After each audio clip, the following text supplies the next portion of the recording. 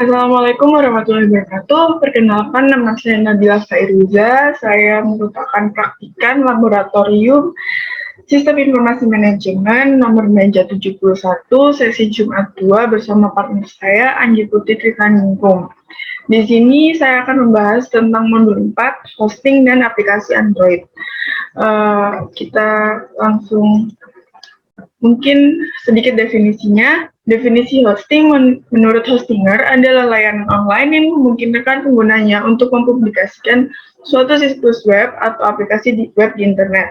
Jadi ketika kita mendaftar untuk mencoba layanan hosting, kita itu tengah menyewa ruang server fisik yang berguna untuk menyimpan semua data. Data tersebut itu sangat penting karena digunakan agar website itu bisa berfungsi dengan baik. Terus di modul ini akan dijelaskan cara-cara pembuatan website dan aplikasi Android. Yang sedang kami lakukan adalah studi kasusnya adalah kita membuat website dan aplikasi Android untuk sistem penyewaan, sistem informasi penyewaan gitu. Lalu seperti biasa, sistem informasi manajemen itu semacam menjadi komponen penting bagi sebuah perusahaan untuk dapat mengembangkan perusahaannya dengan optimal secara lebih efektif dan efisien. Istilah sistem informasi suatu manajemen itu sudah nggak asing lagi di telinga kita. Manajemen sendiri merupakan sebuah proses yang digunakan untuk mengatur dan mengelola sesuatu agar mencapai tujuan yang diinginkan dengan memanfaatkan segala sumber yang ada. Lalu lanjut ke fungsi sistem informasi manajemen itu yang pertama memudahkan bagian manajemen melakukan proses perencanaan, lalu meningkatkan efektivitas dan efisiensi pengolahan data, meminimalisir biaya dan meningkatkan produktivitas suatu perusahaan atau organisasi. Selanjutnya, tujuan penggunaan sistem informasi manajemen. Yang pertama, kita menyediakan suatu informasi dalam pengambilan suatu keputusan, lalu menyediakan suatu informasi yang digunakan dalam suatu perencanaan, pengendalian, pengevaluasian, dan juga perbaikan berkelanjutan. Selanjutnya, kita menyediakan informasi yang digunakan untuk perhitungan harga pokok, produk, jasa, dan lainnya yang diinginkan oleh manajemen. Proses-proses manajemen sebagai aktivitas itu ada perencanaan, pengendalian, pengambilan keputusan. Sistem informasi itu terdiri dari beberapa sistem. Yang pertama itu sistem informasi personalia, yang kedua akuntansi, yang ketiga pemasaran, manajemen persediaan, distribusi, pembelian, kekayaan, penelitian dan pengembangan, analisis kredit, dan juga sistem informasi teknik. Komponen sistem itu yang pertama ada komponen sistem informasi manajemen fungsional dan fisik. Lalu selanjutnya kita ke pengertian website. Pengertian kecilnya itu keseluruhan halaman-halaman web yang terdapat dalam sebuah domain yang mengandung informasi. Sebuah website biasanya dibangun atas halaman web yang saling berhubungan. Hubungan antara satu halaman web dengan halaman web yang lainnya disebut hyperlink, sedangkan teks yang dijadikan media penghubung disebut hypertext. Domain adalah nama unik yang dimiliki oleh sebuah institusi sehingga bisa diakses melalui internet.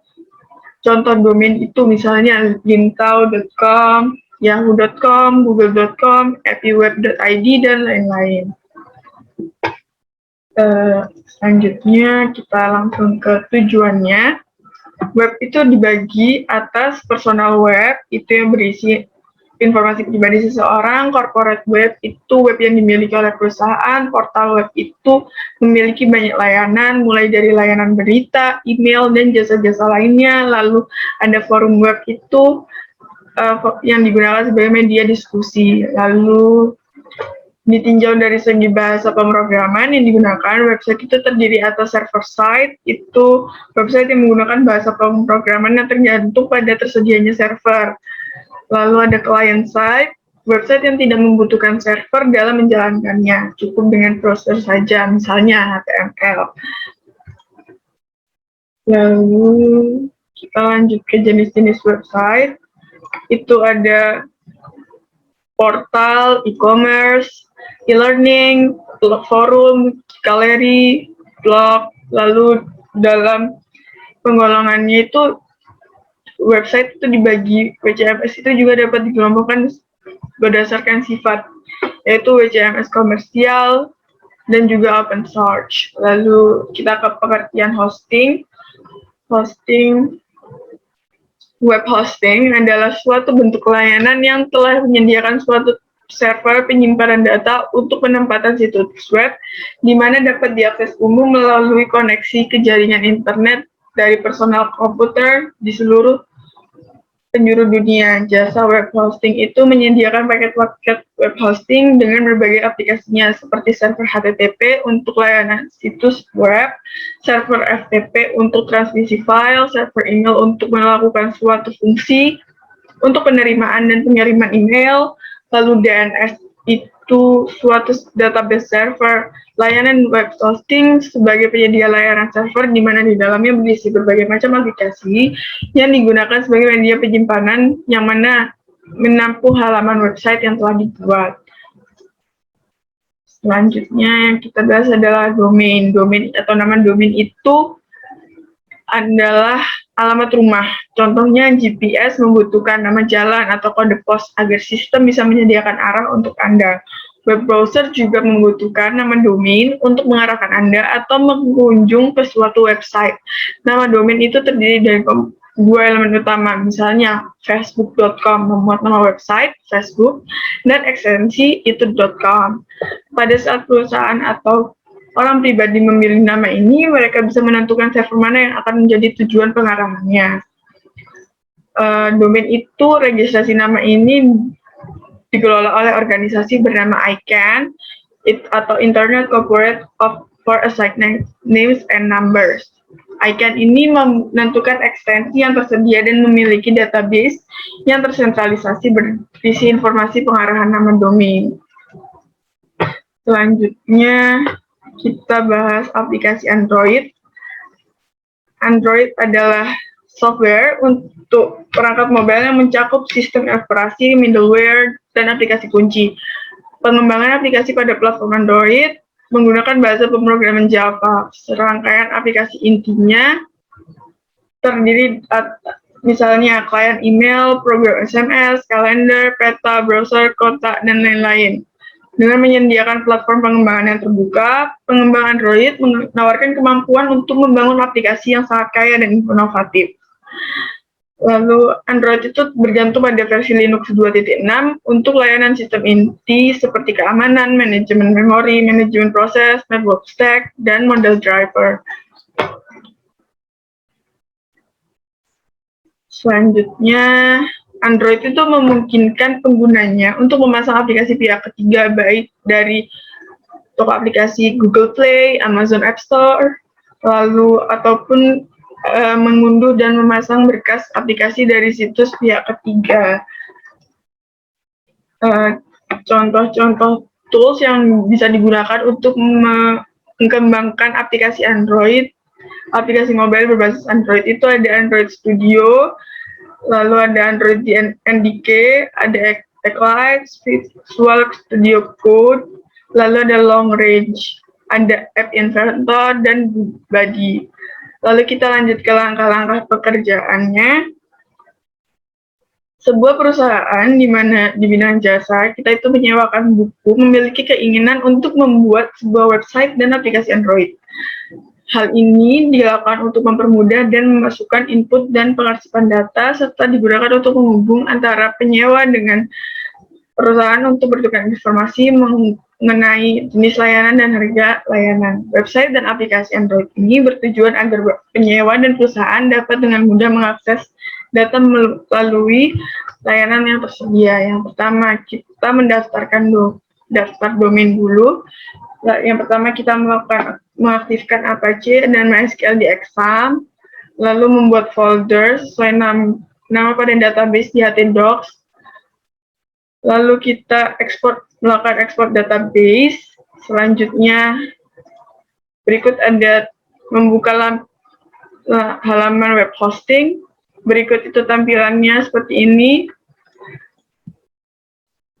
Lalu ada login, new registration. Ini tampilannya web hosting. Lalu isi datanya, lalu mendapatkan email link pemberitahuan. Setelah kita membuka emailnya, kita masuk lagi ke pemberitahuan, lalu klik cPanel URL, lalu ada mengisi username dan password sesuai data, klik MySQL database, kita membuat database, klik admin, import database menggunakan salah satu cara, yaitu export, copy paste SQL, atau drag drop. Lalu membuka FileZilla, memasukkan data-data yang didapatkan melalui email pada host, username, dan atau password, lalu klik Quick Connect, lalu OK. Lalu kembali ke menu hosting dan pilih Open File Manager, edit koneksi, lalu klik Save. Lalu membuka tampilan web hosting dengan cara klik domain yang telah dibuat, lalu isikan username, password, lalu login. Kita membuka aplikasi AppGeyser, lalu klik Create App, lalu klik Website, copy paste website URL, lalu klik Save, lalu Next. Buat nama aplikasi, klik Next dan ikuti langkah-langkah berikutnya. Adapun outputnya itu seperti ini, ada tampilan indeksnya, tampilan home, lalu ada tampilan login, tampilan gagal, tampilan sukses, ada tampilan help, tampilan about, ada tampilan input penyewa, data penyewa, input kartu member, data kartu member, input buku, data buku, input petugas, data petugas, input transaksi, data transaksi, dan tampilan logout. Untuk lebih jelasnya akan dijelaskan oleh partner saya di websitenya. Lalu selanjutnya ada printout. Kita sudah menggunakan aplikasi Android tersebut. Tampilannya kurang lebih sama seperti tampilan websitenya dengan semua. Lalu kita lanjut langsung ke kesimpulan dan sarannya, analisanya dulu. Lalu halaman indeksnya itu berisi home, login, bantuan, dan tentang kami. Halaman home-nya itu berisi kalimat selamat datang. Halaman login-nya itu kolom username dan password. Lalu ada gagal login itu jika kita itu salah memasukkan username atau password. Kalau sukses login, kita berhasil memasukkan username atau password. Lalu halaman help itu berisi kolom yang bertuliskan kalimat info lebih lanjut, menghubungi Instagram, Ceria Library, Facebook, dan lain-lain. Halaman about itu tentang perusahaannya. Lalu halaman info penyewa itu tentang apa saja yang harus diisi oleh pelanggan. Data penyewa itu data penyewa yang telah pernah menyewa buku. Input kartu member itu berisi nama, tanggal daftar, dan kategori. Data kartu member itu kategori yang dimiliki penyewa, misalnya VIP, dan lain-lain. Input buku itu judul buku, pengarang, dan penerbit buku. Data buku itu berisi data buku dan nomor anggota. Lalu input tugas itu berisi tentang username, password, dan status, misalnya online atau offline. Lalu halaman data petugas itu berisi nama-nama petugas yang sudah terdaftar. Lalu ada halaman input transaksi, ada halaman data nota, dan halaman logout. Kesimpulannya bisa dibaca sendiri karena terlalu panjang untuk menghemat waktu. Lalu saran yang bisa diberikan untuk modul ini itu sebaiknya di modul ini lebih memperhatikan detail-detail yang ada di dalam pembuatan web dan aplikasi Android menggunakan FileZilla. Lalu sebaiknya dalam pegangan modul dilengkapi dengan cara penggunaan, dan diharapkan dalam modul terdapat referensi yang lebih variatif dan lebih menarik. Sekian yang bisa saya sampaikan, kurang lebihnya mohon maaf. Untuk penjelasan tentang aplikasi dan website akan dijelaskan oleh Anggi Putri Tirtaningrum, partner saya. Ya, jadi di sini saya Anggi Putri, NPM 19182 akan menjelaskan tentang aplikasi yang sudah kami buat. Yaitu pertama kita buka webnya terlebih dahulu. Nah, ini web yang sudah kami buat yang lalu akan diolah menjadi aplikasi. Ya, jadi setelah kita mengunduh aplikasinya, kita langsung bisa buka. Lalu di awal ada home tentang kami, bantuan dan login. Lalu ada logonya dengan tulisan ceria online library dengan quotes, books are mirror, you only see in them what you already have inside you. Nah, setelah itu ada ucapan selamat datang di sistem informasi penyewaan buku perpustakaan online ceria. Kita bisa klik tentang kami. Di sini ada beberapa informasi tentang ceria online library, lalu kebantuan untuk nomor yang dapat dihubungi beserta sosial medianya. Kita bisa langsung login.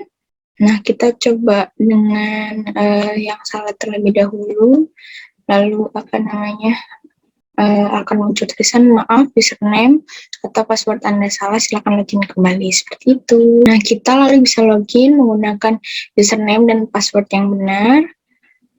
Kita ketik dulu username-nya, Ayu Putri, lalu password-nya. Nah, kita langsung bisa klik submit. Nah, jika sukses, akan keluar menu seperti ini, yaitu ada menu input dengan tabel penyewa, kartu member, buku, petugas, dan transaksi, yaitu selanjutnya ada data penyewa, kartu member, buku, petugas, dan transaksi. Nah, di input ini, kita bisa klik input penyewa untuk memasukkan nama, nomor telepon, dan alamat, lalu klik insert record. Nah, di data penyewa akan masuk nama, nomor telepon, dan alamat. Jika ingin menginput kembali, bisa mengklik input kembali, kita bisa langsung back. Lalu ada input kartu member untuk memasukkan nama, tanggal daftar, dan kategori. Setelah itu kita bisa back, masuk di data kartu member, seperti itu. Lalu bisa input kembali atau back. Setelah itu ada input buku. Di sini kita menginputkan judul, pengarang, dan penerbitnya.